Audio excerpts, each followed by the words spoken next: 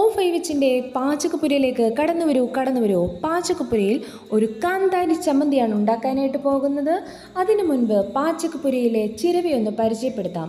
ഇതാണ് നമ്മളുടെ പാചകപ്പുരയിലെ ചിരവ. ഇത് നമ്മൾ ഉറപ്പിച്ചു വെച്ചിട്ടൊന്നുമില്ല. നമ്മൾ എവിടെയാണോ തേങ്ങ തിരുമാൻ ആഗ്രഹിക്കുന്നത് അവിടെ കൊണ്ടുവയ്ക്കുക. നമ്മളുടെ ഒരു സപ്പോർട്ടോടുകൂടി വേറൊരു പാത്രമൊന്നും എടുക്കണ്ട, അതിൽ തന്നെ തിരുമിയിടാം. അപ്പോൾ നമ്മുടെ കാന്താരി ചമ്മന്തിയിലേക്ക് നമുക്ക് കടക്കാം. എങ്ങനെയാണ് ഒരു കാന്താരി ചമ്മന്തി ഉണ്ടാക്കുന്നത് എരിയും പുളിയും ചേർത്ത്?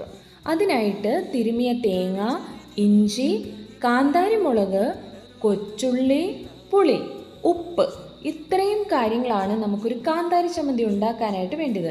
ഇഞ്ചി ആവശ്യമുണ്ടെങ്കിൽ കാന്താരി നമ്മളുടെ എരിവിനനുസരിച്ച് ചേർക്കുക. പുളിയും നമുക്ക് നന്നായിട്ട് പുളി വേണം എന്നുണ്ടെങ്കിൽ അതനുസരിച്ച് ചേർക്കുക. പുളി കുറച്ച് മതി, കുറച്ച് അളവിലെടുക്കുക. എന്നിട്ട് ഇതെല്ലാം കൂടി നമ്മൾ അങ്ങ് അരച്ചെടുക്കുക. അപ്പോൾ ഞാൻ അരച്ചിട്ട് വരട്ടെ. അങ്ങനെ നമ്മുടെ കാന്താരി ചമ്മന്തി റെഡിയായി. പക്ഷേ നമ്മളുടെ O5H സബ്സ്ക്രൈബ് ചെയ്തിട്ടില്ലെങ്കിൽ സബ്സ്ക്രൈബ് ചെയ്യാൻ മറക്കല്ലേ.